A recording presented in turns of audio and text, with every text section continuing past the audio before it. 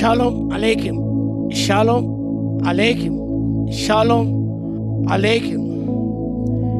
నేటి ధ్యానాంశం a step forward and 3 steps backward. A step forward and 3 steps backward. ఈ అంశం గురించి ధ్యానం చేసినప్పుడు యాకోబు జీవితం మనకు జ్ఞాపకం వస్తుంది. వాక్య భాగంలో ఆది కాండము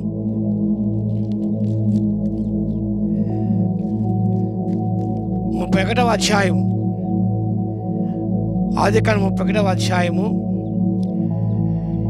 13వ వచనం. The book of Genesis chapter 31 verse 13. నీవెక్కడ స్తంభం మీద నూనె పోసితవో, ఎక్కడ నాకు మొక్కుబడి చేసితవో ఆ బేతేలు దేవుడు నేనే. ఇప్పుడు నువ్వు లేచి ఈ దేశంలో నుండి బయలుదేరి నీవు పుట్టిన దేశముకు తిరిగి వెళ్ళమని నాతో చెప్పాను. కాబట్టి వాక్య భాగంలో 18th వర్స్,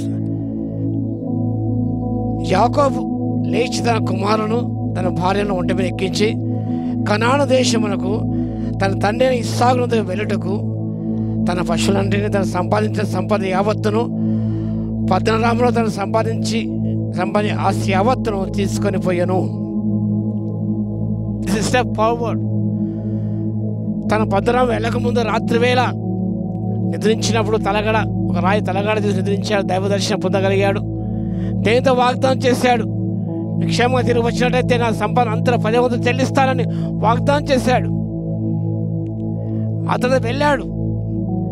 మర్చిపోయినప్పుడు తన వాగ్దానం మర్చిపోయినప్పుడు దేవుడు గుర్తు చేశాడు, నువ్వు లేచి బయలుదేరి వెళ్ళు. నువ్వు ఎక్కడ నూనె పోసిద్దివో ఆ బేతేలు దేవుడిని, ఆమె God of Bethel, go to the place. అక్కడ వెళ్ళి నీవు అక్కడ నాకు మొక్కుబడి చెల్లించాలి. వెంటనే లేచి బయలుదేరాడు. A step forward. గమనించే వాక్య భాగంలో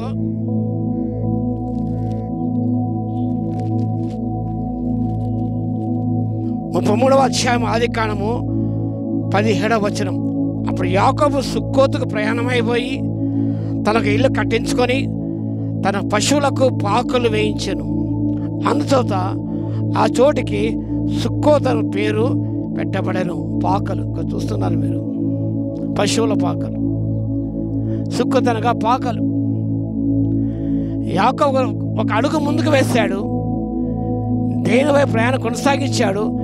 కానీ మధ్యలో ఎ స్టెప్ బ్యాక్వర్డ్.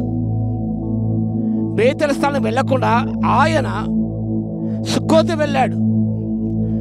అక్కడ ఏం చేశానగా తన పితరులు గుర్రాలు నివసించేవారు, కానీ తనకు బలిపీఠం కట్టాలి, బలులు అర్పించాలి, మొక్కుబడి చెల్లించాలి. అది మర్చిపోయి తన కొరకు ఒక ఆయన ఇల్లు కట్టించుకొని ఈ బిల్డ్ ఎ హౌస్ తన కొరకు. ఆ తర్వాత ఆయన పశువుల కొరకు పాకలు వేయించాడు. స్వార్థమైన చోటు చేసుకున్నది. ఈ ఫర్గాట్ హిస్ ప్రామిసెస్ మేడ్. తను చేసే ప్రమాణమును మర్చిపోయాడు. నేను గుర్తు చేశాడు, బయలుదేరి వెళ్ళాడు. కానీ అగైన్ ఎ స్టెప్ బ్యాక్వర్డ్, వెనక్కి మళ్ళీపోయాడు. దాని పర్యవసరం 34వ అధ్యాయం గమనించినప్పుడు చాలా చేదు అనుభవాన్ని పొందగలిగాడు. దీని విషయం రాయబడింది. చాలా చేదు అనుభవం. మన జీవితాల్లో కూడా ఎన్నో వాగ్దానం చేస్తాం, మనం నెరవేర్చాలి, ముందుకు సాగిపోవాలి. కానీ ముందుకు వెళ్ళినట్టే వెళ్ళి మనం స్టెప్ బ్యాక్వర్డ్, ఆ 3 స్టెప్స్ బ్యాక్వర్డ్ వేశాడు యాకోబు. ఒక స్టెప్ బ్యాక్వర్డ్ మాత్రం చెప్పాను నేను. కాబట్టి ఆర్తిగా ఉండకూడదు. మనం బయలుదేరాం, ముందడుగు వేసాం, వెళ్ళాలి. ఏదో వాగ్దానం చేసావో, మొక్కుబడి చేస్తానని ఒప్పుకున్నావో తడవు చేయక దాన్ని అర్పించాలి. లేదా మరొక దిశ వెళ్ళినప్పుడు నిజంగా ఎంతో నష్టపోతావు, ఎంతో బాధకు లోనవుతావు.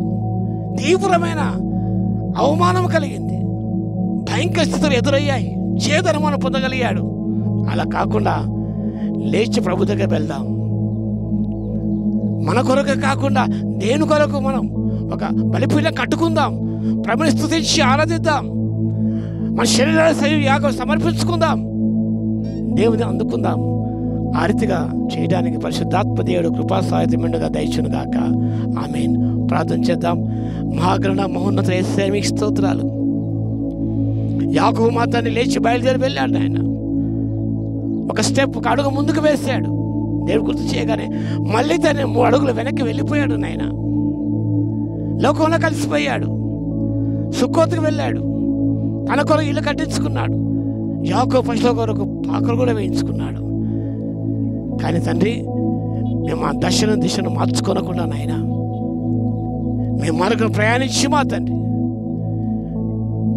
దీవెన పొందడానికి కృపనివ్వగలందుకు మీకే స్తుతి స్తోత్రాలు చెల్లించుకుంటూ ఘనమైన మీ నామను కొనియాడుకుంటూ వాక్యం విని వీక్షిస్తున్న ప్రతిభను దర్శించిన ఆయన వారు కూడా తండ్రి యాకోబులకు వెనక్కు లేదా 3 అడుగులు వెనక్కి వెళ్ళకుండా తండ్రి ఒక అడుగు ముందుకు వేసినప్పుడు అలానే ముందుకు సాగిపోటకు మార్గాన్ని తండ్రి మార్చుకోనకుండా, మనసును మార్చుకోనకుండా, పద్ధతులు మార్చుకోను కదండి మీ మార్గం వెళ్ళే కృపను దయచేవలసిగా జ్ఞాపనం చేస్తూ యేసయ్య నామమున ప్రార్థించి వేడుకొస్తున్నాము తండ్రి.